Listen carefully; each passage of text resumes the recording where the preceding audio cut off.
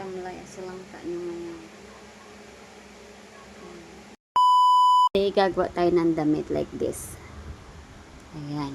So, madali lang siya gawin mga palangga. Pag meron kayong mga alaga na aso, may kayo sa aso, pusa, tapos wala kayong damit na pambili mga palangga, gayahin nyo ito. Nilagyan ko siya ng ganito kasi nga, nagkamot dahil hindi ko siya nabilihan ng yung pagputo. Bumalik yung mga alaga niya. So, kaya nagkamot siya. So, ginawa ko, ayan. Ginawan ko siya ng ganyan. Pakita anak be. Pakita lanan. Ayan, ganyan siya. Hanggang dito. Then, pag nakahiga, iga bilan. Pakita mamalan. Pakita sila. Nan, ganito.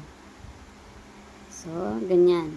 O, natatakpan, hindi yung nagsusugat siya. Takpan ng putintin.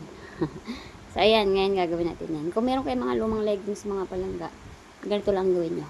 Dan, dan, dan, dan, dan, dan, dan. Yung hindi nyo na nagagamit mga palangga, kasi sayang man din.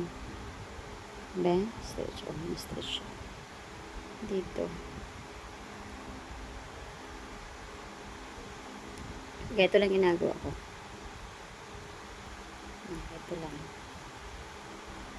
Cut ko lang yan. Kahit bata mga palangga, kaya ito.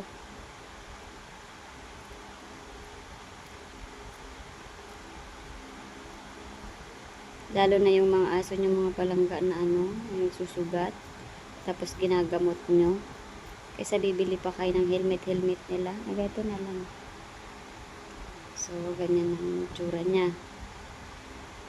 Kunin nyo lang ito. Kung hanggang gaano kahaba ang katawan ng aso nyo. Ako hanggang dito para ito ay ma-short pa ito. Magamit pa.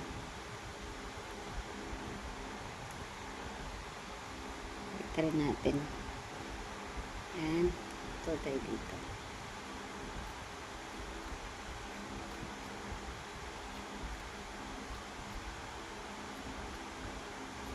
Hindi ko na ito magamit mga palangga kasi nga sikip na sa akin. So, balikan niya na mangyayari. Ganyan. Isa lang muna ang gawin natin. Ganyan. So, ang gagawin lang natin, ito maliit, di ba? So, ito dito para sa ulo. Ito sa katawan kasi medyo malaki. So, lagyan lang natin ng parang niya sa liig. Tapos, hawakan nyo lang ganyan. Hawakan nyo. Yan, pa ganyan. Tapos, ikat nyo.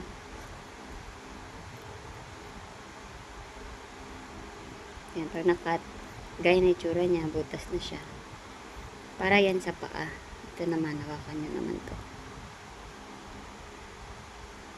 Ito, hawakan nyo.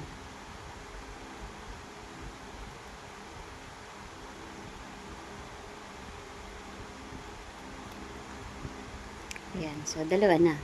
So, ang ginagawa ko mga palangga, ito maliit, ito para sa liig, sa ulo niya. At ito naman yung sa paa niya. Ito sa katawan niya. So, ganyan lang kasimple mga palangga. Magkaroon na kayo ng damit ng aso. Diba? Nangangating nga siya. Ito isa gawin natin.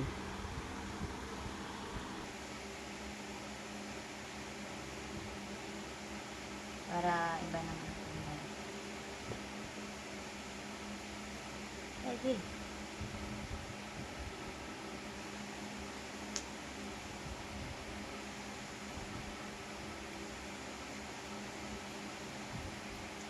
Kita ba? Mindset mga palangga, pag wala kang lalay sa paano.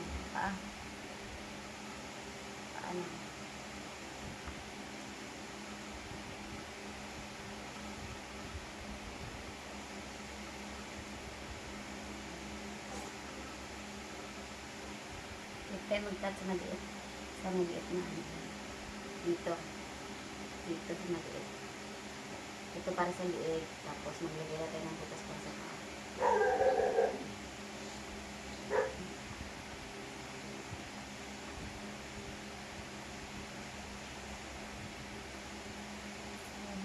Diba? Diba? Pantay na tayo. Tingnan nyo mga stretch naman siya. sige ka kamo. Sa pagit.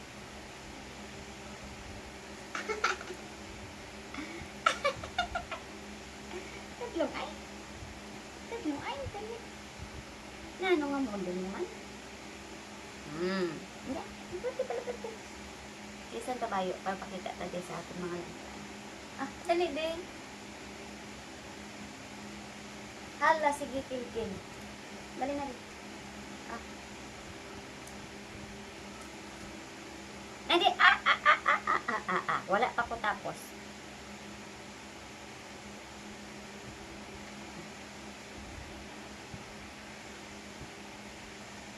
Huwag ni model, mama. Mama, andin ka. Model for today. Simula.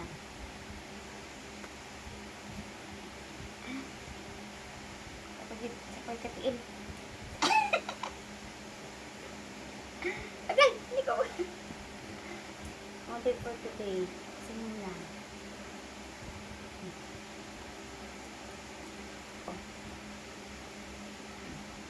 Yan, ang damit ni Nulan. Tao sila. Ayan, ayan yung nakad ko mga balangga. Kaya nagtira ako dito para meron siyang takip sa loob na. Ayan. Kinalbo ko kasi siya. Kasi nakuto nga ba? Model for today. Model for today. Ayan lang. Bye-bye na. Bye-bye. Bye-bye. Bye-bye. Pero mas maganda mga palangga na mas kabaan nyo. Huwag lang parating dito sa patintin para huwag mo basta sa ano. Pwede man kung sa tintin, pwede nyo lang butas. Bye-bye na na. Bye-bye. Model ni mama. Ang bawa. Ang bawa. Ano? Kita na premyo? Ano? Premyo na? Ha? Bakit naman? Mas maganda kung medyo hababa yung nakat.